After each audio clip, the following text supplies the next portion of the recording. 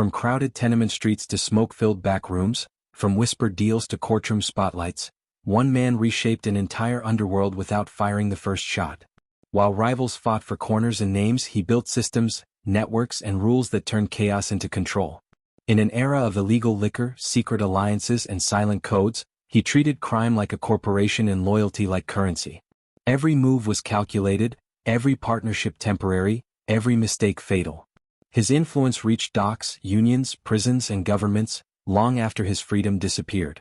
This is the story of how power was organized, protected, and traded behind closed doors. Lucky Luciano, the name echoes through history like a dark, powerful legend, a symbol of transformation and control in the world of organized crime. But what many do not realize is that beneath the myth, the story of Luciano is a deeply human one, filled with ambition, betrayal, and the unyielding hunger for power. This documentary will take you through the rise and fall of a man who not only reshaped the Mafia but who changed the very nature of crime itself. A figure who operated in shadows, yet was undeniably a master of the spotlight, making deals and decisions that still echo in the corridors of power today. The story begins at a time when the United States was torn by the chaos of Prohibition, a country where alcohol was illegal but demand for it had never been higher. The streets of New York were flooded with speakeasies, gang violence, and a scramble for dominance in the underworld. It was a world ruled by brute force, where crime was chaotic and fragmented. The Mafia was no more organized than the average street gang, each family operating independently, embroiled in constant turf wars, with little to no unity or strategy. The idea of a criminal empire seemed far from reach, yet it was precisely this world that Lucky Luciano entered, a young man with ambition burning in his veins and an uncanny ability to see beyond the violence of his surroundings. Born in 1897 in the heart of New York City's Lower East Side, Luciano's childhood was far from ordinary. The son of Italian immigrants, he was introduced to the harsh realities of life in the slums at an early age. His family, struggling to survive, embodied the immigrant experience, one defined by poverty, hardship, and the belief that in order to make it you had to be tough. From a young age, Luciano absorbed the values of survival, loyalty, and the power of alliances. But what set him apart was his keen intelligence, his ability to read people, and his natural knack for understanding the intricacies of power. As a teenager, Luciano was already making a name for himself, not through petty crime, but through smart decisions, the kind that would later propel him to the heights of criminal control. As Luciano matured, his role in the underworld began to take shape. He was not like the typical mobster, driven solely by the thirst for power or wealth. What set Luciano apart was his vision. A vision for an organized criminal enterprise that functioned like a business. This was not a man simply looking for cash. This was a man looking to change the very structure of crime in America. By the early 1920s, as Prohibition took hold, the illegal alcohol trade became a golden opportunity. But rather than dive into the chaos with blind ambition, Luciano saw an opportunity to dominate it. Instead of vying for control of the fractured factions of the Mafia, he realized that true power lay in unification. He understood that by working together, by pooling resources, the Mafia could control not just alcohol but an entire underground economy. It was a revelation that would forever change the course of American crime. What followed was a series of strategic moves, each more calculated than the last, designed to consolidate power and bring structure to the chaos. Luciano began forming alliances with powerful figures in the Mafia, not through brute force, but through negotiation and mutual benefit. It wasn't about killing rivals or engaging in senseless violence. It was about business. Luciano was a businessman first, a gangster second. The traditional Mafia structure was based on loyalty to a family, but Luciano realized that loyalty alone couldn't sustain an empire. He needed something more. He needed order, discipline, and a clear hierarchy. He needed a system that would allow the Mafia to function like a corporation with divisions, profits, and even oversight. He was the CEO of a world built on crime, and he wasn't afraid to take risks to get what he wanted. But with power came danger, and Luciano's rise to dominance was not without its obstacles. Rivalries between Mafia families were fierce, and Luciano's rise was not universally accepted. Those who opposed him, including powerful figures like Joe Masuria and Salvatore Maranzano, would stop at nothing to prevent his consolidation of power. These enemies believed that the Mafia should remain fragmented, ruled by old-school traditions that prized personal loyalty above all else. Luciano, however, knew that to win he would have to eliminate these rivals, not just physically but by outsmarting them. In the early 1930s, after a series of bloody confrontations, Luciano orchestrated the death of his chief rival, Joe Masuria, and soon after, the assassination of Maranzano. These deaths were not just the elimination of threats. They were the final acts that solidified Luciano's control over the New York Mafia and set the stage for the creation of the Commission, a governing body that would unify all Mafia families under one umbrella. The Commission was a revolutionary idea, and it's through this structure that Luciano would cement his place as the most powerful mob boss in America. Under Luciano's leadership, the Mafia became a well-oiled machine, an organized syndicate that operated with precision and foresight. From bootlegging to gambling, from smuggling to the labor unions, Luciano's reach extended into nearly every illegal enterprise. He was no longer just a mob boss, he was the architect of an empire. And yet, despite his success, Luciano never allowed himself to become complacent. He understood that in the criminal world, nothing was ever guaranteed. The pressure from law enforcement was increasing, and his enemies were always looking for an opportunity to take him down. The world that Luciano had built was now under constant threat, and Luciano's survival instincts were always in overdrive. However, the man who seemed invincible would eventually face his downfall, not through force but through betrayal. In the early 1930s, Luciano found himself arrested on charges of prostitution and sentenced to prison. It was a blow not just to his empire but to his carefully constructed image of invulnerability. Yet even behind bars, Luciano's mind remained sharp. He continued to direct his operations from prison, managing his associates and maintaining his dominance. His story, however, was far from over. In 1946, after being imprisoned for over a decade, Luciano was released and deported to Italy, where his power remained influential, but his role in the Mafia had diminished. It was here that Luciano would reflect on the choices that had made him a legend, the sacrifices, the betrayals, and the lives lost along the way. Luciano's life offers a complex portrait of a man who reshaped an entire underworld while navigating the moral compromises that come with power. His rise from a poor immigrant street kid to the most powerful crime figure in America is a story of strategic brilliance and psychological mastery. But it's also a story of moral decay, a man who sacrificed his own humanity in the pursuit of a vision that ultimately led to his own isolation. In the end, Luciano's story is one of contradictions. He was both a revolutionary and a product of the brutal world that shaped him, a genius who understood the mechanics of power, yet a man whose actions caused immeasurable harm. His legacy is both a testament to the human capacity for reinvention and a cautionary tale about the cost of ambition.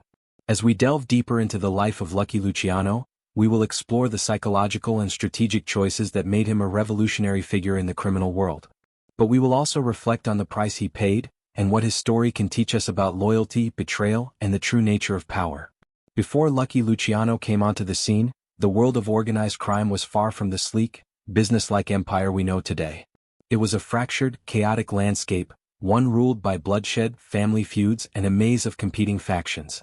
The Mafia in its early form was less of a cohesive network and more of a collection of loosely connected, violent street gangs, each with its own set of rules, interests, and territories. There was no centralized authority to mediate disputes or coordinate operations. It was all about survival, power, and loyalty to one's immediate family or crew. The Italian-American underworld, which had become a significant force in American cities, was plagued by territorial rivalries, sporadic violence, and a lack of cohesion. In many ways, it was the Wild West of organized crime, where old-world values collided with new-world opportunities.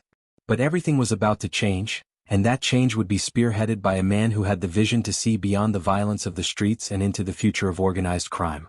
In this chaotic world, the Mafia was defined more by its lack of structure than by its power. The families, though powerful in their own right, were constantly at odds with each other, bickering over turf and resources, and often undermining their own interests. There was no real unity, no central governing body, and certainly no strategic thinking beyond short-term gains. Each family operated independently, and even though they shared a common Italian heritage and similar criminal enterprises, primarily bootlegging, extortion, and gambling, they lacked the cohesion to become a true force on the national stage. The lack of unity made them vulnerable, both to law enforcement and to each other. Without an overarching system to manage rivalries and ensure fair distribution of power, the Mafia was forever on the brink of self-destruction. It was only a matter of time before someone came along who could see the untapped potential in creating a more organized, efficient criminal syndicate, one that would put the old ways of the Mafia to rest and usher in a new era of power. The problem was no one had yet emerged who could unite the fractured families. The men who ruled the Mafia at the time, the likes of Joe Masuria, Salvatore Maranzano, and others, were warlords, each ruling with brute force and based on personal alliances rather than strategic alliances. They were product of the old school, steeped in traditions of loyalty and honor, but they lacked the foresight to understand that, in the rapidly changing landscape of the 1920s, survival would require more than just muscle. What they didn't understand was that the future of the Mafia wasn't going to be shaped by muscle alone but by structure, order, and strategic partnerships that could withstand the pressures of law enforcement and internal betrayal. Luciano, with his sharp intellect and keen understanding of human nature, was the one who could see this shift before anyone else. He recognized the limitations of the existing system and understood the importance of evolving, adapting to the modern world. But Luciano's rise was not instantaneous. He did not simply walk in and take control of the entire Mafia overnight. Instead, he navigated this fractured world carefully, moving from one alliance to the next, building a reputation as someone who could both get things done and think several moves ahead. At a time when the Mafia was still largely disorganized, Luciano knew that the key to real power lay not in personal strength, but in the ability to form alliances that were mutually beneficial.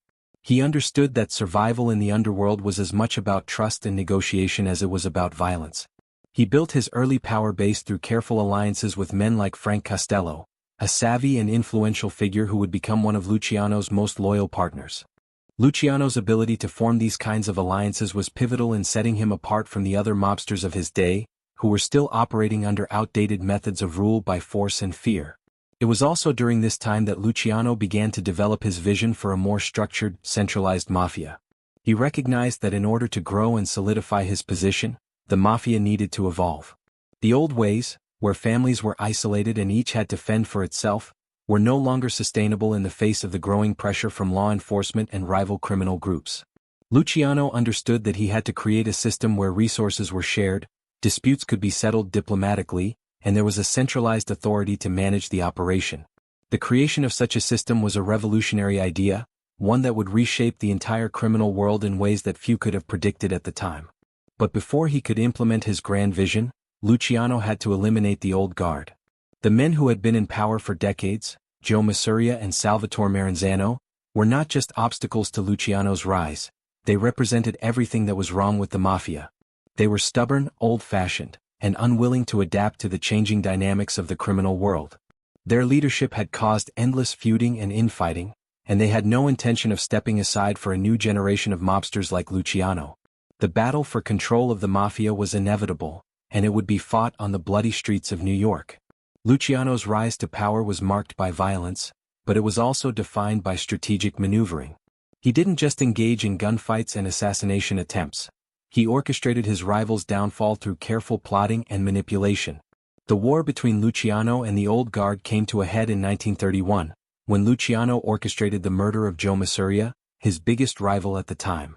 The hit was not a spontaneous act of violence but a carefully planned execution that involved Luciano's inner circle. Masuria's death was the turning point in Luciano's rise, as it eliminated the last major obstacle to his control of the New York Mafia. Shortly after, Luciano took out Salvatore Maranzano, the other leading figure of the old guard. With both Masuria and Maranzano dead, Luciano stood alone at the top of the Mafia hierarchy. But it wasn't just the deaths of these two men that secured Luciano's power. What followed was even more important. Luciano established the Commission, a governing body that would oversee the entire Mafia. The Commission was the embodiment of Luciano's vision of a more organized, unified criminal empire. It was the first step toward transforming the Mafia from a collection of street gangs into a well-oiled criminal machine. This new structure, with Luciano at the center, allowed him to consolidate power not just in New York but across the country. The Mafia families who had long been rivals were now forced to work together. The Commission would serve as a neutral body to mediate disputes and ensure that resources were distributed fairly among the families. Luciano's genius lay in this innovation. He didn't just want to control the Mafia, he wanted to institutionalize it, to make it function like a legitimate business. The Commission was the foundation of that dream, and it was this system that would allow Luciano to build an empire that would span coast to coast. It was the creation of this structure that truly changed the face of organized crime and cemented Luciano's place as one of the most powerful and influential mobsters in history. In many ways, the world before Luciano was a world of chaos and disarray, where the Mafia was a disjointed force of violence and individual ambition. But Luciano changed all that. He brought order, strategy, and foresight to a world that had previously been ruled by impulse and bloodshed. His vision for the future of the Mafia was one that required not just violence, but intelligence and negotiation. By uniting the fractured families and creating a centralized authority, Luciano laid the groundwork for the modern Mafia, one that would endure for decades to come. But this was only the beginning of his journey, and the road ahead would be filled with challenges, betrayals, and the constant struggle to hold on to the empire he had built. The world of organized crime would never be the same again, and the man who had made it all possible was just getting started. Luciano's early life was defined by hardship, adversity, and the unrelenting pull of the streets. Born in 1897, he grew up in the teeming streets of New York's Lower East Side, a neighborhood that was both a melting pot of cultures and a crucible for the desperate and downtrodden. The neighborhood was full of immigrants, each struggling to carve out a place in a society that often seemed indifferent to their existence. Lucky Luciano's story, like that of many others in the early 20th century, was shaped by the grinding poverty that characterized the lives of most Italian immigrants in America. His family, who had come to New York seeking a better life, found themselves caught in a cycle of poverty that seemed impossible to break. The son of poor Italian immigrants, Luciano quickly learned that in this harsh, unforgiving world, only the strong survived. And from a young age he understood that in order to survive, let alone thrive, you had to be willing to fight for everything. Unlike many of his peers who became entangled in petty street crime or joined the local gangs, Luciano possessed a sharp intellect and an uncanny ability to observe human nature. As a child, he would sit on the stoops of the tenement buildings, watching the older men around him, the gamblers, the racketeers, the petty criminals who operated in the shadows. He learned quickly that power came not just from physical strength, but from the ability to manipulate, outthink, and outlast your competitors. This keen insight into human behavior would serve him well in the years to come, as it was this ability to read people that would allow him to rise above the chaos of his surroundings and eventually dominate the criminal underworld. But his journey wasn't just about intellect. It was also about ambition. From the outset, Luciano wasn't content to just survive. He wanted to be someone. He wanted to carve out a name for himself, not just in the Lower East Side but in the larger world. His early involvement in street-level crime, petty theft, extortion and small-time gambling, was not a sign of his eventual path, but more of a stepping stone. Luciano had bigger ambitions. He wasn't going to be content with just running petty scams or working for others. He understood that true power came from organization, from building something that was larger than oneself. His first real taste of power came when he became associated with one of the most powerful figures in the underworld at the time, the infamous gangster, Arnold Rothstein. Rothstein, a notorious figure known as the brain of the New York criminal world, was a man of intellect, and it was through his association with Rothstein that Luciano began to see the possibilities of the Mafia as an organized, profitable enterprise. Rothstein didn't rely on brute force or violence alone.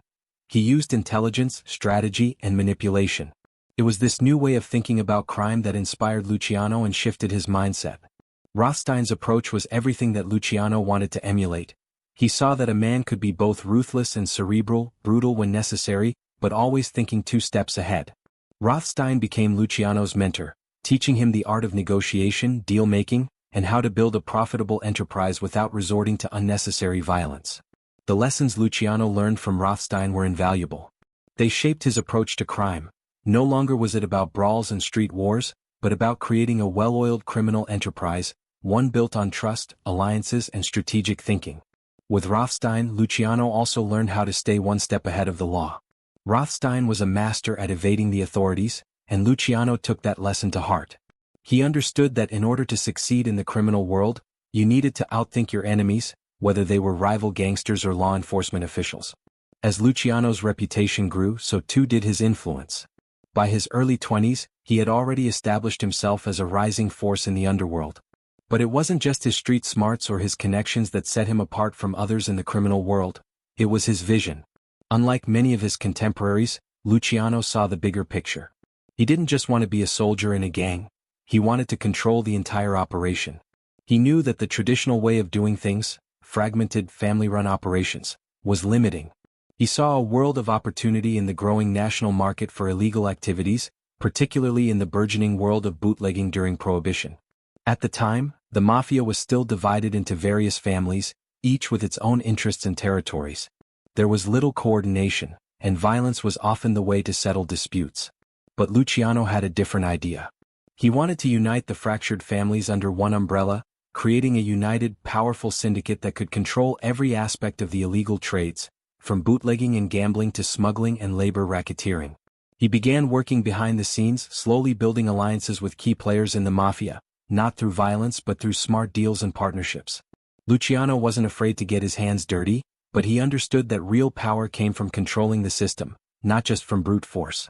His first major success came when he forged an alliance with another rising star in the Mafia, Frank Costello. Costello, like Luciano, was a man of vision, and the two formed a powerful partnership. Together they began expanding their operations, taking over lucrative businesses and consolidating power. What set Luciano apart from many other mobsters of his time was his ability to see the world of organized crime not just as a series of violent turf wars, but as a complex network of businesses, each with its own set of risks, rewards, and opportunities. He was a businessman at heart, and he approached crime like a business venture. This shift in perspective would prove crucial as Luciano continued to rise in the criminal world. But even as Luciano's influence grew, the threat of rival families and outside forces loomed large. The competition between mafia families was intense, and each family wanted to control its slice of the pie. Luciano's biggest rival at this time was Joe Masuria, the head of one of the most powerful families in New York. Masuria was a traditionalist, an old-school gangster who relied on violence, intimidation, and brute force to maintain control. He viewed Luciano's new way of thinking with disdain and saw him as a threat to the established order.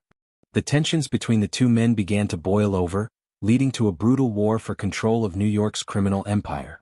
But while Masuria relied on muscle, Luciano was playing a far more sophisticated game. He knew that to defeat Masuria he would have to use not just force but strategy and cunning.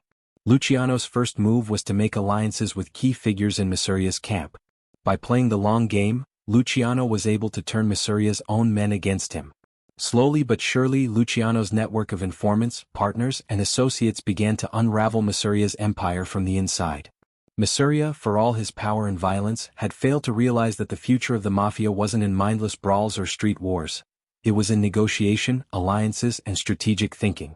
Luciano's ability to outthink and outmaneuver his enemies was key to his rise, and it would be this ability that would make him the most feared and respected man in the underworld. In the early 1930s, the power struggle between Luciano and Masuria reached its climax. Luciano, with the help of his inner circle, orchestrated the murder of Joe Masuria, a move that shocked the entire Mafia world. It was a bold and decisive action, one that eliminated his biggest rival and secured his position as the undisputed leader of New York's criminal empire. This moment, the murder of Masuria, was the turning point in Luciano's career. It was the moment when he solidified his power and set the stage for his next move, the creation of the Commission, a governing body that would unite the various Mafia families and bring structure to the underworld. With Masuria out of the picture, Luciano was free to implement his vision for a unified, efficient Mafia. The fragmented, chaotic world of organized crime was on the brink of a major transformation, and Luciano was the man who would lead the way. His rise to power was not just about violence, but about creating something bigger, more powerful, and more lasting. It was the beginning of a new era for the Mafia, one that would change the criminal world forever. Luciano's ascent to power was not just about eliminating rivals and taking over territory, it was about building something enduring, a criminal empire that would thrive in the face of ever-growing challenges. He was a man with a vision far beyond the blood-stained streets and the fleeting control of a single neighborhood or family. The true genius of Luciano lay in his ability to transform the Mafia from a collection of fragmented groups into a cohesive, strategic, and highly organized syndicate.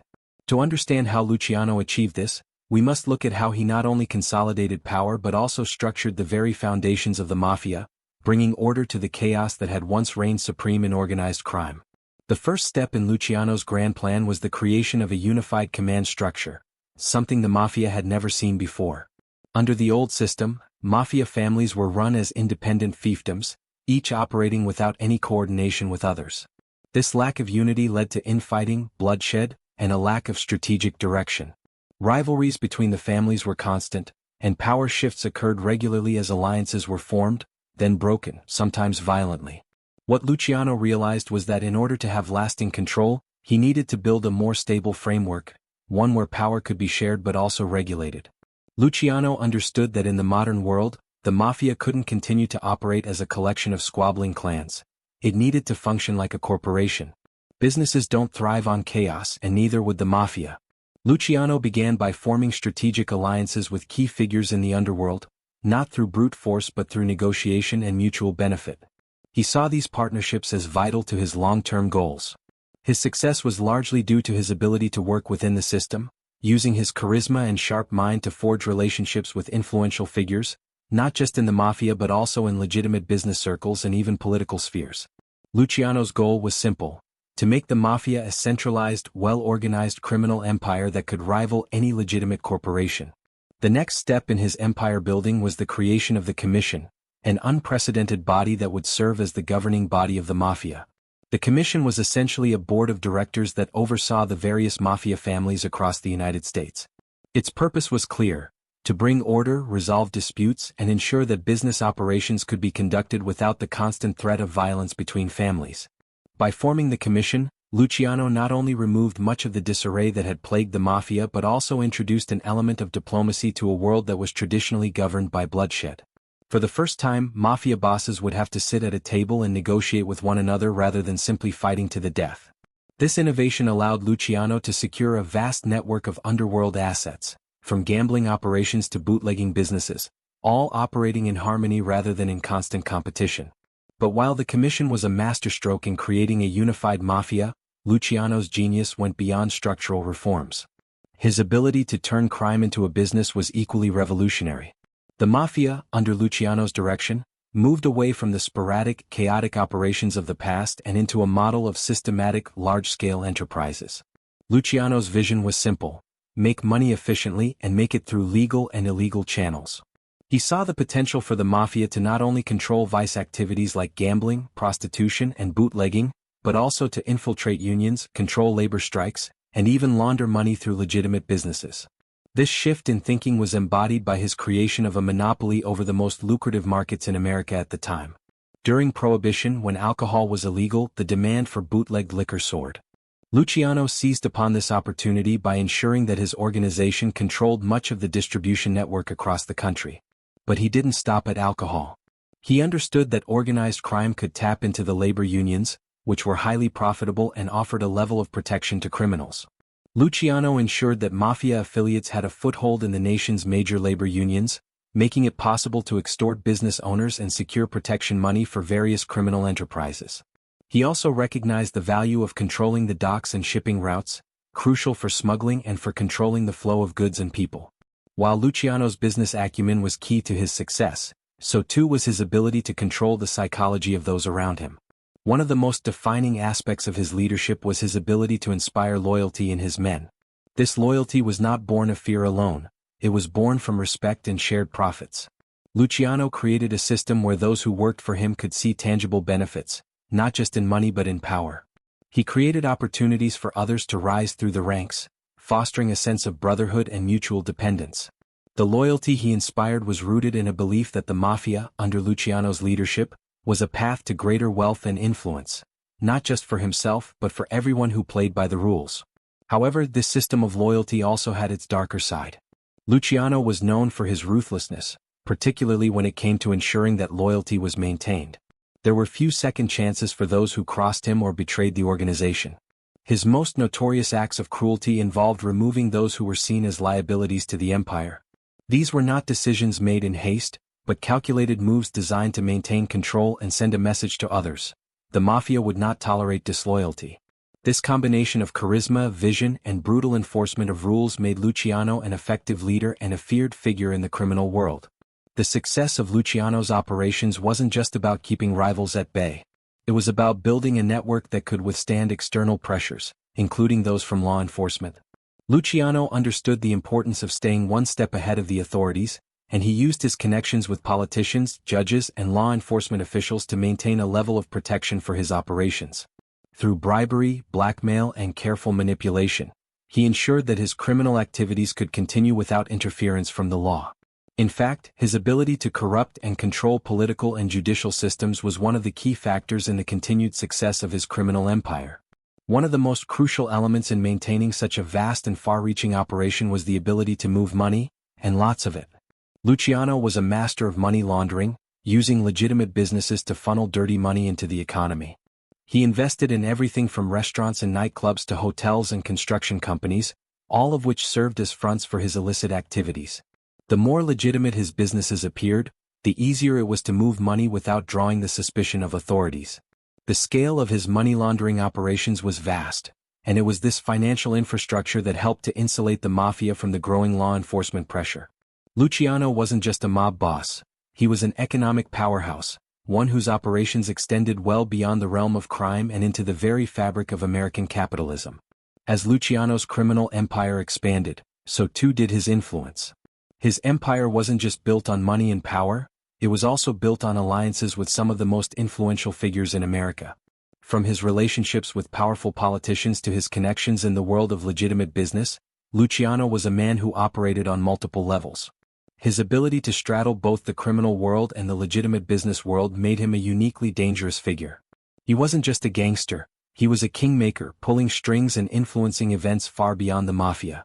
This ability to move between the worlds of power and politics allowed Luciano to cement his place at the top of the criminal world.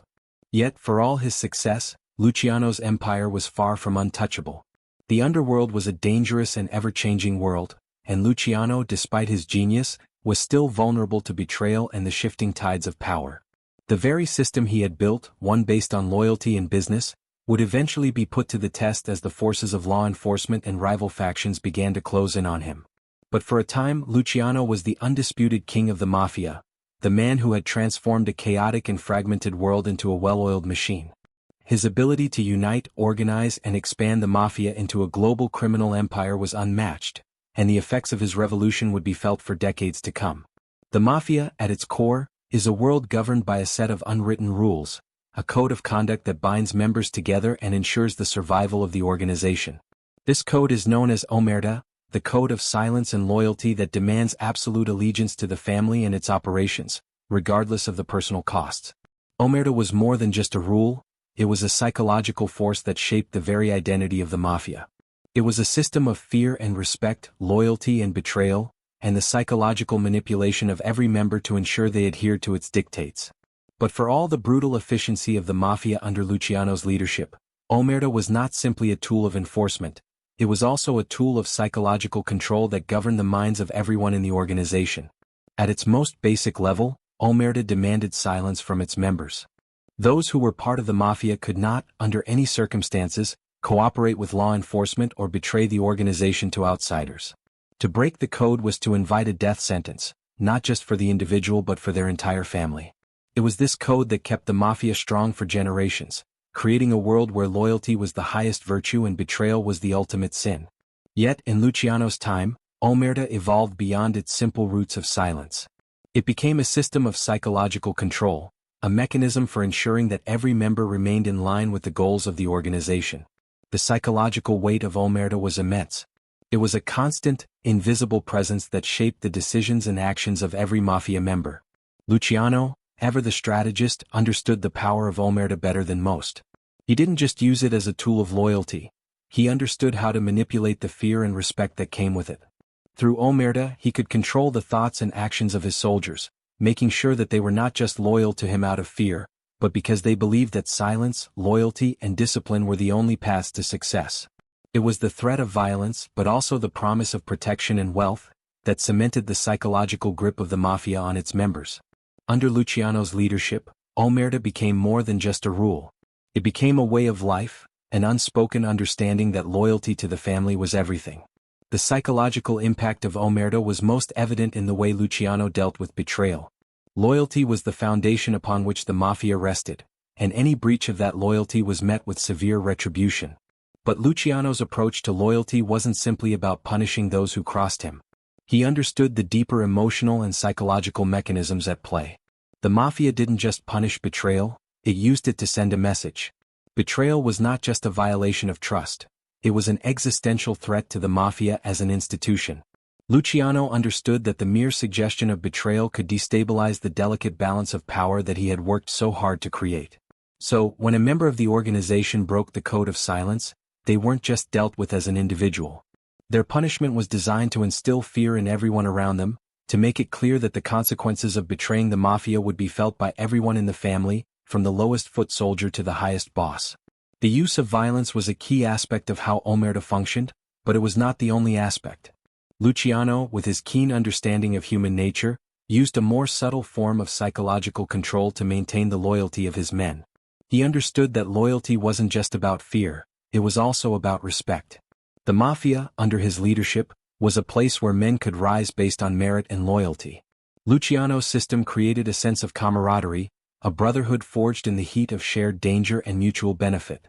The men who worked for him didn't just see him as a boss, they saw him as a leader, someone who understood their struggles and ambitions and who would reward loyalty with opportunity. It was this sense of respect, along with the fear of retribution, that kept the Mafia running smoothly under Luciano's rule. The psychological bond between Luciano and his soldiers was one of mutual dependence. He needed them to carry out his will, and they needed him to secure their place within the Mafia. It was a relationship based on power, loyalty, and the unspoken understanding that everything in the underworld was transactional. But Omerta wasn't just about keeping the soldiers in line. It also had a profound psychological impact on the broader world of crime.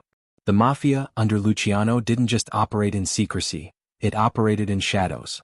Omerta ensured that the organization's operations were shrouded in mystery, leaving outsiders to wonder about the true extent of its power. The secrecy that Omerta demanded made the Mafia appear invincible, almost supernatural in its ability to remain hidden from the prying eyes of law enforcement. This sense of invulnerability was central to the Mafia's mystique. It created a psychological barrier between the Mafia and the outside world, allowing the organization to continue its operations without fear of exposure. But this psychological barrier also had its drawbacks. The constant threat of exposure, the fear of informants, and the paranoia that came with living under the code of Omerta led to a culture of mistrust and betrayal. In a world where loyalty was the highest virtue, it was impossible for anyone to be entirely sure who they could trust. Even within the ranks of the Mafia, the fear of betrayal was ever present. This paranoia became a driving force behind many of the decisions made by Luciano and his inner circle. They knew that the stability of the Mafia depended on maintaining this strict adherence to the code, but they also knew that loyalty was not always guaranteed. In the end, this ever-present fear of betrayal would lead to the unraveling of many Mafia operations, as members turned on each other in search of survival or power. Luciano's own relationship with Omerta was complex. On one hand, he used the code to maintain control over his vast criminal empire, ensuring that his operations ran smoothly and that his men remained loyal to him. On the other hand, he was also a realist. Luciano knew that the Mafia was a world built on shadows, and that in such a world, loyalty was fragile. Omerta worked as long as everyone believed in it, but Luciano knew that when men were faced with the harshest realities, the threat of imprisonment, the loss of everything they had worked for, or the fear of death, even the strongest bonds of loyalty could break. This awareness made him both a shrewd manipulator and a deeply cynical man. He knew that he couldn't rely solely on loyalty, which is why he surrounded himself with trusted lieutenants and ensured that his empire was built on a mix of loyalty, fear, and respect.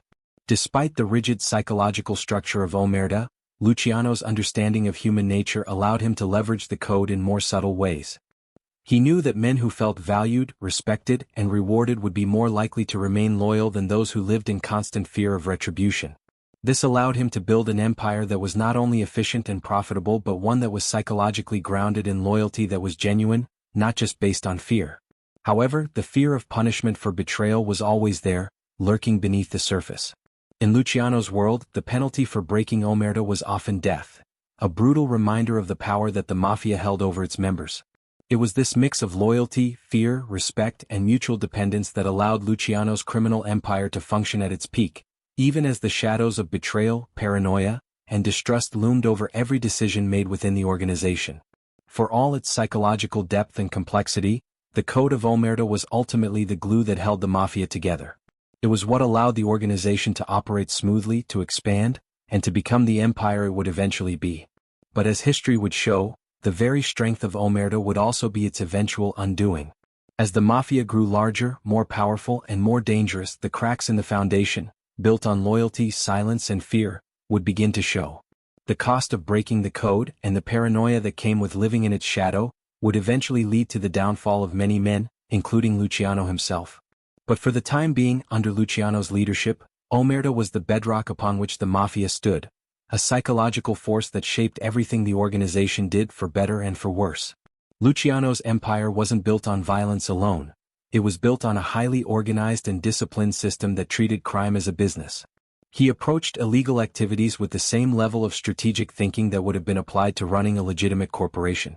This approach didn't just benefit him. It allowed the entire mafia to operate more efficiently, profitably, and with greater sustainability than ever before. In essence, Luciano redefined the business of crime, bringing a level of sophistication to the mafia that had previously been unseen. The world of organized crime before Luciano's revolution was chaotic. While criminal syndicates existed in major cities like New York, Chicago, and New Orleans, they were often fragmented, with individual gangs or families controlling different aspects of illegal businesses. These factions often fought for dominance, and in this environment, no one could predict the long-term success of any one operation. Moreover, these operations were often not run like businesses but were instead focused on short-term gains and immediate violence. Under these conditions, it was impossible to build lasting power, and most criminal leaders failed to develop their operations into something that could withstand the test of time. Luciano saw an opportunity to change that. He understood that in order to build something enduring, the mafia had to be restructured, not just in terms of power but also in how it approached crime. Crime had to be viewed not as a chaotic, unpredictable force, but as a series of interdependent and organized industries. And just like any successful business, these industries needed efficient management and a sustainable system of operations. Luciano's genius lay in his ability to see crime not as a series of disconnected illicit activities but as an integrated network where everything worked together toward one goal: profit. He began with the most lucrative and politically sensitive illegal business at the time: bootlegging. The rise of Prohibition in the United States, a nationwide ban on the sale of alcohol, created a vacuum for criminal organizations to fill. The demand for alcohol didn't disappear, it only went underground. This gave the mafia an unprecedented opportunity to control a massive market. Luciano, understanding both the market potential and the logistical challenges, ensured that his organization could supply alcohol across the country, from New York City to Chicago and beyond. But unlike the simple street-level operations that characterized earlier mafia bootlegging, Luciano's approach was far more strategic. He established distribution networks that were as organized as any legitimate business operation. Luciano didn't just control the production of alcohol. He controlled the means of distribution, ensuring that his organization could smuggle liquor into the country, protect it on its way to distribution points, and guarantee that it reached speakeasies, illegal bars, and private clubs all over the country. He treated the operation like a supply chain, understanding the importance of logistics, security, and coordination.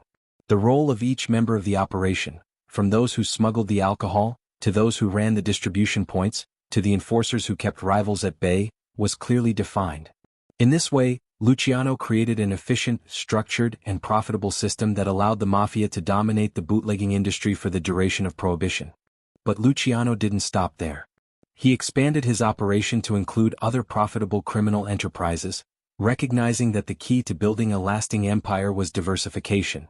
The gambling industry, already a staple of organized crime, was another lucrative field that Luciano brought under his control. He didn't simply run illegal gambling dens or bookmaking operations. He created a massive, citywide network that was able to handle bets, provide protection to gamblers, and move money efficiently through the system. The beauty of this operation lay in its organization. By controlling the entire supply chain from the gambling establishments themselves to the enforcers who ensured the safety of bettors, Luciano's operations were far more profitable than anything his rivals could manage. Similarly, Luciano expanded into labor racketeering, taking control of unions and using them to further his criminal enterprises. Labor unions, particularly in major industries like construction, transportation, and longshoremen, offered another lucrative avenue for extortion and control. Through his connections with corrupt union leaders, Luciano was able to demand protection money from business owners in exchange for peace. The mafia's influence in labor unions also allowed Luciano to expand his empire into legitimate businesses. The mafia's grip on industries like construction, shipping, and the docks was so strong that it allowed them to control large portions of the economy, despite the illegal nature of their operations. It was also during this period that Luciano began to develop his networks outside of New York, spreading the mafia's reach across the United States and even internationally. His ability to form alliances with other criminal organizations such as those in Chicago under Al Capone, was a crucial part of this expansion. Luciano didn't see rival gangs as enemies to be crushed. Instead, he viewed them as potential partners, willing to work together for mutual gain. This was one of the most revolutionary aspects of his leadership. Instead of perpetuating the endless cycle of bloodshed between rival mafia families, he sought to create a united front, one that could dominate every aspect of organized crime. One of the key components of Luciano's strategy was his ability to remain low-key, to stay out of the spotlight while still controlling everything from behind the scenes. Unlike many other mafia bosses who sought the glory of public attention, Luciano was a master of operating in the shadows. He preferred to work with his trusted lieutenants, making decisions and giving orders from the background. This allowed him to avoid detection from law enforcement and rivals while still maintaining absolute control over his empire. His ability to remain behind the scenes also allowed him to form alliances with powerful figures outside of the mafia world, including corrupt politicians, law enforcement officials, and businessmen. These connections were vital for protecting his operations and ensuring that his empire could operate without interference from the government or competing factions. Luciano's empire was built on more than just illegal businesses. It was built on the efficient management of resources and people. He created a system of rewards and punishments, ensuring that loyalty was always maintained, and that those who helped build his empire were generously compensated. The system Luciano put in place was one that rewarded efficiency and loyalty. His trusted lieutenants, like Frank Costello and Vito Genovese, were given substantial rewards in exchange for their loyalty and success in carrying out his orders. These rewards came not just in the form of money but in power, respect, and further opportunities for growth. Luciano understood that in order to build a lasting empire, he needed to create a system where loyalty was not just demanded but was also earned. His inner circle was crucial to his success, and their loyalty to him was secured by the wealth, power, and influence that came with being part of his organization. But even with all this control, there was always a risk that his system could fall apart. The Mafia, after all, was still a criminal organization, and as such, it was inherently unstable. Rivalries, betrayals, and the ever-present threat of law enforcement could tear it apart at any moment. But Luciano's ability to maintain control, to keep his empire running efficiently and without major disruptions, was a testament to his understanding of both criminal enterprises and human nature. He knew that the key to lasting success was not just wealth or power, it was the ability to keep everything running smoothly, to create a system where every part functioned as part of a whole. Luciano's mastery of criminal enterprise was ultimately about efficiency. He didn't just want to make money, he wanted to make it in a way that would allow him to outlast his rivals and law enforcement alike. By transforming crime into a business and creating a system of control that was both comprehensive and efficient, Luciano set the stage for the future of organized crime in America. His legacy as a crime boss is not just about his violence or ruthlessness, but about his ability to turn crime into a well-oiled machine, one that would continue to function long after his death. In this way, Luciano's revolution was not just about the world of crime, it was about reshaping the way the Mafia operated for generations to come. Luciano's rise to power was not achieved in isolation, it was built upon the support of allies and the careful elimination of enemies. As he ascended within the ranks of the Mafia, it became increasingly apparent that alliances were just as critical as strength, and a leader's ability to navigate the volatile world of shifting allegiances and constant backstabbing would determine whether their empire thrived or faltered. Luciano's ability to cultivate strategic relationships, and his relentless drive to eliminate those who stood in his way, made him not only a formidable figure but also a master of the complex dynamics of loyalty, power, and trust in the criminal underworld. Early in his criminal career, Luciano knew that it was not enough to rely solely on brute force. He had to align himself with the right people, men whose ambition, loyalty, and capabilities would serve his vision of a unified, powerful mafia. One of the key alliances that helped solidify Luciano's rise was with Frank Costello, a fellow ambitious gangster known for his smooth manners, intelligence, and sharp business sense. Costello wasn't interested in fighting street battles or running petty rackets, he was interested in the bigger picture, in controlling the flow of money and influence. His partnership with Luciano would prove essential for building a vast criminal empire that operated not just through violence, but through organization, strategy, and savvy connections.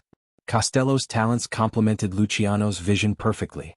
While Luciano was a ruthless operator with an unshakable sense of ambition, Costello possessed the charisma and diplomacy that could smooth over tensions and broker deals that expanded their influence. Costello's skills in managing relationships, from politicians to business leaders, allowed Luciano's operations to grow beyond the criminal underground and into legitimate spheres of power. Together they built an empire that spanned multiple criminal enterprises, gambling, bootlegging, labor racketeering, and operated with a level of efficiency and sophistication that was unprecedented for organized crime at the time. Their partnership was a calculated one, driven by mutual benefit. Luciano recognized that Costello's connections and ability to operate within the upper echelons of society were invaluable. In turn, Costello understood that Luciano's network and control over the streets and labor unions gave him the muscle to protect their operations. This balance of power between them, Luciano controlling the underworld and Costello navigating the legitimate business world, was the perfect combination for building a mafia empire that could withstand external pressure and thrive in a rapidly changing world. But as much as these alliances proved instrumental in Luciano's rise, they also highlighted the fundamental truth about the mafia world. There was always someone waiting to challenge your authority, and loyalty was often tested in the harshest ways. Luciano's success was not just due to his ability to make the right alliances, but also his ability to navigate the inevitable betrayals that came with the territory. One of the most significant and dramatic moments in Luciano's rise came with his bitter rivalry against Joe Masuria, the head of one of the most powerful mafia families in New York at the time. Masuria, who had been the dominant force in the mafia for years, viewed Luciano as a threat to his power. Masuria's approach was traditional. He believed in using brute force, intimidation, and sheer violence to control his territory. He dismissed Luciano's more strategic and business-oriented approach as cowardly and beneath the mafia's honor. But Luciano, with his cool-headed ambition, saw Masuria as an obstacle to his vision of a unified, professionalized criminal organization. Instead of challenging Masuria head-on in a battle of bloodshed and violence, Luciano played the long game. He knew that Masuria, for all his power, was a man of limited vision, reliant on outdated tactics that were increasingly ineffective in a rapidly evolving world. Luciano began to court Masuria's allies, offering them better deals, more power, and a role in his vision of a new mafia. He didn't just go after Masuria. He systematically undermined his authority by eroding his support base from within. By playing both sides, Luciano was able to fracture Masuria's inner circle, convincing some of his most trusted lieutenants to betray him. These were men who had worked with Masuria for years, men who knew his every move. But under Luciano's influence, they were persuaded that his vision for the mafia was not just more profitable, but more sustainable. Luciano, unlike Masuria, offered a future, one that promised stability, wealth, and power for those who played their cards right. It was a genius move, and one that would ultimately seal Masuria's fate. In a final act of calculated aggression, Luciano orchestrated the murder of Joe Masuria in 1931, a turning point that would reshape the landscape of organized crime in New York. The killing took place in a restaurant, where Masuria was lured into a trap by his own men, who had been quietly won over by Luciano's promises. Masuria's death not only removed a major rival but also marked the end of an era in mafia warfare. From that moment on, Luciano's vision of a more organized, business-like mafia began to take shape, and his dominance in New York was solidified. But as is often the case in the world of organized crime, the elimination of one rival led to the rise of another. Salvatore Maranzano, who quickly assumed the leadership of Masuria's family, became Luciano's new adversary. Maranzano, however, was not as easily manipulated as Masuria. He was a more calculating and power-hungry individual, and his control over the mafia families in New York became a direct challenge to Luciano's growing power. This sparked a brutal power struggle that would culminate in the Castellamarese War, a series of violent confrontations that would see the rise of Luciano as the uncontested leader of the mafia in New York. The war between Luciano and Maranzano wasn't just about turf wars and bloodshed, it was a battle over the future of the mafia itself. Maranzano, like Masuria, believed in the old ways. He was a traditionalist who held on to the idea of the mafia as a loose collection of families, each operating independently. Luciano, however, understood that the only way to ensure lasting power was to create a unified structure that could withstand law enforcement and rival families alike. This ideological battle was not just a clash of personalities, but a clash of visions. One based on chaos and violence, the other on order and organization. Once again, Luciano used his strategic thinking to his advantage. Instead of engaging Maranzano directly in open combat, Luciano continued to undermine him through alliances and betrayal. He recruited men from Maranzano's ranks, offering them better terms in exchange for their loyalty. By the time the war was nearing its climax, Luciano had successfully turned many of Maranzano's key men into his own allies. Ultimately, Luciano's plan succeeded. Maranzano was murdered in 1931, marking the end of the Castellamarese War and the definitive ascension of Luciano as the most powerful mafia boss in New York.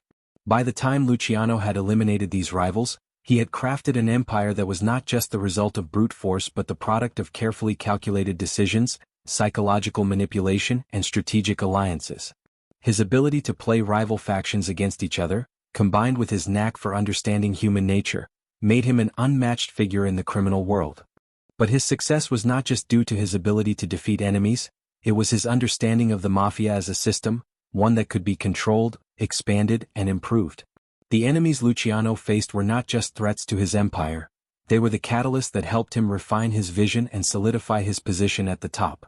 His ability to build strong alliances, to identify potential threats early, and to neutralize those threats with a mix of strategy and violence was a hallmark of Luciano's reign. His relationships with figures like Frank Costello and his ability to outthink his rivals allowed him to survive the volatile world of organized crime and thrive in ways that other gangsters could not. In the end, Luciano's story was not just about the battles he won, but about the empire he built through a combination of intelligence, manipulation, and the strategic use of loyalty and betrayal. Luciano's ability to navigate the volatile and dangerous world of organized crime was not just a result of his strategic mind or ruthlessness, but also his uncanny ability to survive when the odds were stacked against him. While many of his contemporaries were undone by betrayals, law enforcement, or rivals seeking power, Luciano managed to outwit, outlast, and remain in control of his empire even during the most tumultuous periods of his life. This survival was not simply the result of chance, but of a deep understanding of the underworld's rules and the adaptability he displayed in moments of crisis. One of the most significant challenges Luciano faced was the growing pressure from law enforcement. As his empire expanded, so too did the attention he garnered from both local and federal authorities. The United States government in particular had long been aware of the mafia's influence, but it wasn't until the late 1920s and early 1930s that they began to take concerted action against organized crime. The federal government's efforts, led by figures like J. Edgar Hoover and Thomas E. Dewey, would eventually culminate in a wave of crackdowns aimed at dismantling the mafia's operations across the country. For a man who had so expertly built a criminal empire on the foundations of secrecy, bribery, and covert operations, this growing attention was a serious threat. Luciano's ability to stay ahead of the law was a testament to his adaptability. As his criminal empire grew, he began to cultivate relationships with key figures in politics, law enforcement, and even the judiciary. By ensuring that his operation was protected from the inside, Luciano managed to weather many of the government's early attempts to bring him down. His connections with corrupt police officers, judges, and politicians allowed him to avoid arrest or prosecution, even when his operations were exposed to the authorities. These relationships were not just based on bribery, they were based on mutual benefit. Luciano understood that the success of his operation depended on keeping these figures in his pocket, ensuring that they remained loyal to him and his cause. In return, he provided them with money, influence, and the protection that only a powerful criminal empire could offer. Despite these efforts, Luciano knew that he could not rely solely on these alliances to keep him safe. His ultimate downfall would not come from law enforcement, but from within his own organization, a reality that would become all too clear when betrayal came from unexpected places. The turning point came in 1936, when Luciano was finally caught in a major federal dragnet aimed at bringing him down for his involvement in a massive prostitution ring. It was a blow to his empire, one that could have been fatal for any other criminal boss, but Luciano was not an ordinary mobster. While his arrest was a significant setback, Luciano's ability to turn even the worst situations to his advantage was nothing short of remarkable. Even as he was dragged into court, his mind was already working on a plan to regain control and continue his criminal operations. Luciano was a master of playing the long game, and his survival instinct never faltered. He recognized that his ability to influence the mafia did not rest solely on his freedom. He had already built a network of loyal lieutenants, partners, and operatives who were deeply invested in his success. Even behind bars, Luciano's reach remained long, and his ability to control the mafia's operations was far from diminished. At the heart of Luciano's survival strategy was his ability to inspire loyalty in those around him, even in the most desperate of times. His network of trusted men, including Vito Genovese, Frank Costello, and Albert Anastasia, ensured that his empire could continue to function while he was incarcerated. These men were not just his subordinates. They were his partners, each responsible for keeping the operations running smoothly in his absence. Luciano's leadership was about more than just commanding respect. It was about creating a structure that could survive without him at the helm. This was one of the defining features of his criminal empire. It was not built around a single individual, but around a system that could function efficiently even without its founder. Even while incarcerated, Luciano maintained a level of control over the operations of the Mafia, although it was not without challenges. In prison he was not free to make decisions or meet with his associates face to face, but he found ways to communicate through trusted intermediaries. The use of letters, coded messages, and trusted emissaries allowed him to continue issuing orders and making key decisions that would affect the course of his empire. The Mafia was not simply a collection of street-level thugs, it was a far-reaching network, and Luciano's ability to manage it from within prison proved that his power was not merely a product of his physical presence, but of the influence he had cultivated over years of careful planning. While Luciano's ability to control the Mafia from prison was impressive, it was clear that his situation was unsustainable. The government, eager to strip him of his influence, made it clear that they would stop at nothing to keep him behind bars. However, Luciano's adaptability and connections once again came into play. His imprisonment, which was initially seen as a crushing blow, became the catalyst for a bold new plan, one that would involve not only the future of his empire, but also his eventual release. In 1942, as the United States entered World War II, the government began to look for new ways to combat the growing threat of Nazi spies and sabotage on the East Coast.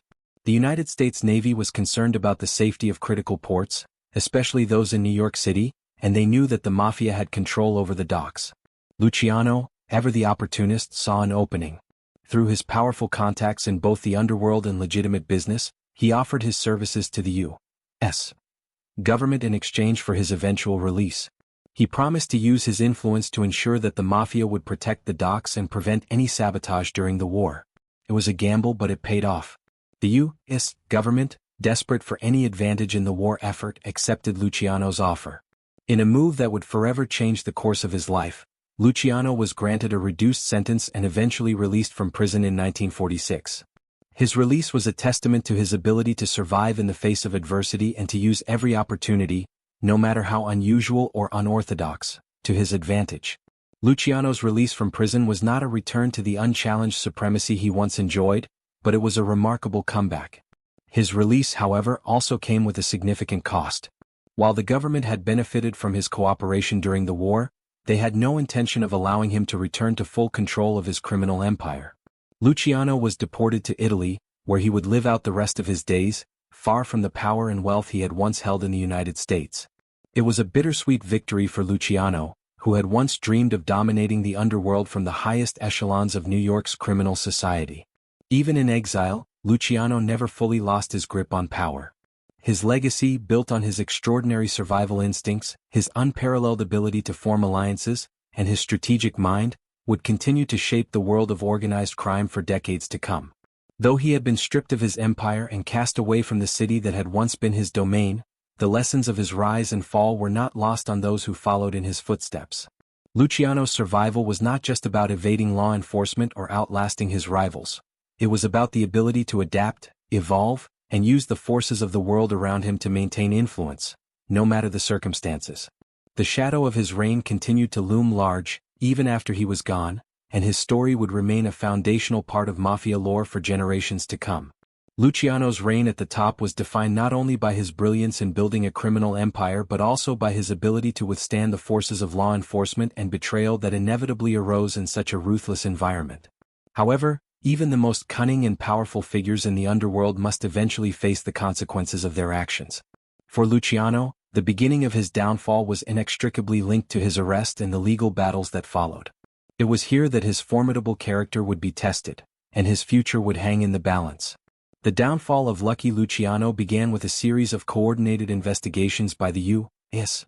government, particularly the newly formed Federal Bureau of Narcotics, FBN, and other law enforcement agencies. By the late 1930s, Luciano's criminal operations had grown so large and influential that they could no longer be ignored. The authorities, who had long been aware of his involvement in illicit activities, had finally gathered enough evidence to take action. Luciano's criminal activities, including gambling, extortion, and smuggling, were deeply embedded in the fabric of New York City's underworld. However, it was his involvement in the prostitution rings that would become the cornerstone of the government's case against him. The prostitution network that Luciano had built was vast, and it brought in millions of dollars in revenue every year.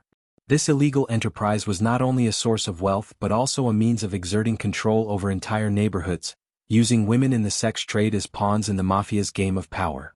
The government's crackdown on prostitution was driven by both moral outrage and the need to undermine the Mafia's power. They saw it as the most direct way to hit Luciano where it hurt the most, in the pocketbook and in his operations. By 1936, Luciano's world was beginning to unravel. After years of evading serious legal consequences, he was finally arrested and charged with running a large-scale prostitution ring that spanned several states. It wasn't just a simple street-level operation, it was a sophisticated system that involved recruiting, managing, and exploiting women for profit. Prosecutors, armed with testimony from his own underlings and surveillance evidence, were poised to bring him to trial. This was the moment that would define Luciano's future, a trial that would not only determine his fate but also challenge the very system that had allowed him to operate for so long. The trial, which took place in 1936, became a media spectacle, drawing widespread attention from the public and the press. The courtroom drama was captivating as Luciano, once the undisputed king of New York's underworld, now found himself in the defendant's chair. The government, determined to make an example of him, mounted a rigorous prosecution. Their strategy was simple: expose Luciano as the mastermind behind a sprawling and immoral empire of exploitation and human trafficking. They painted him as a ruthless criminal who had manipulated the lives of countless women for his own personal gain, showing no regard for their suffering or well-being.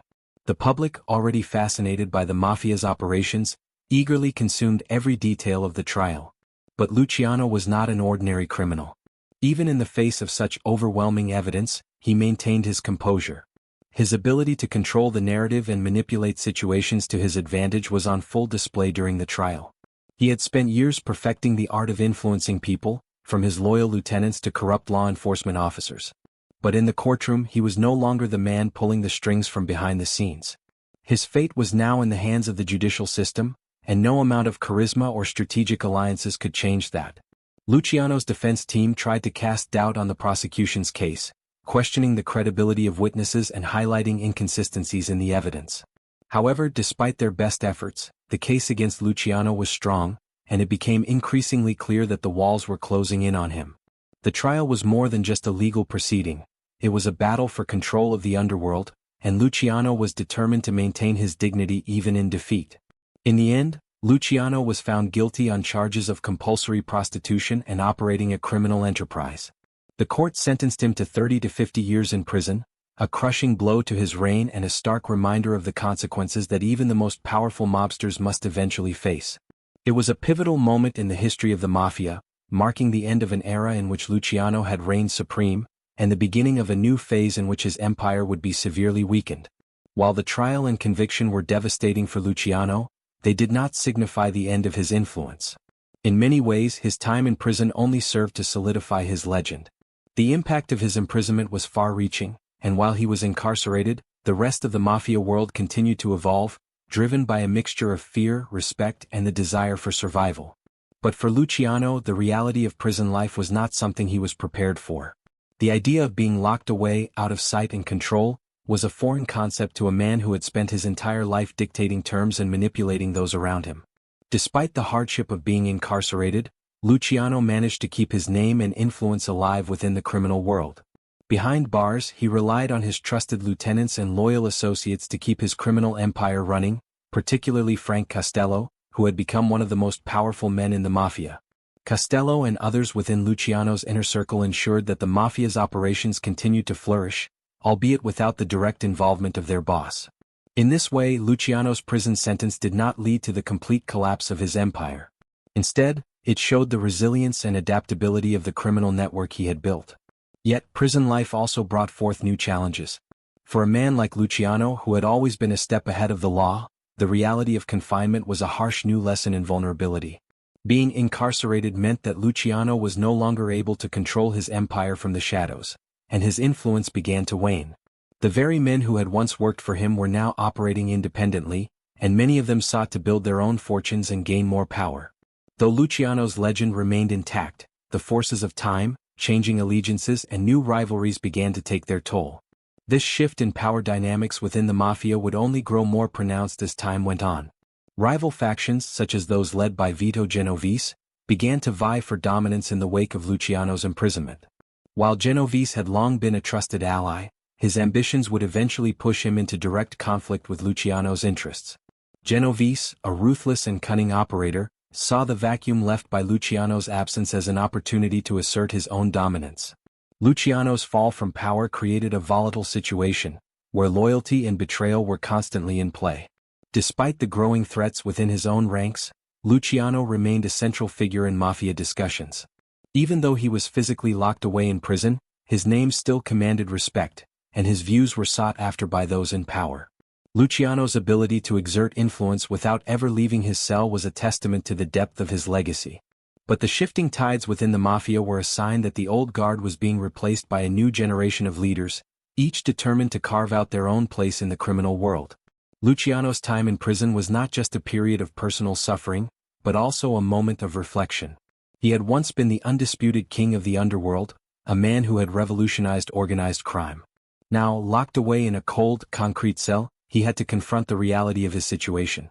His empire had been built on ruthlessness, but it was slowly being eroded by the forces of time, law enforcement, and internal betrayal. The trial, conviction, and imprisonment were not just a personal defeat for Luciano, they were the beginning of the end for his once mighty empire. Luciano's story would not be defined by his time in prison, but by how he navigated the final chapters of his life.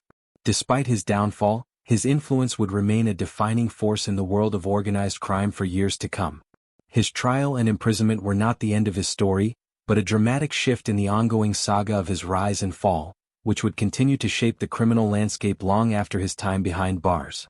The courtroom drama that unfolded during Luciano's trial was a spectacle, but it was also a pivotal moment in the unraveling of his once impenetrable empire.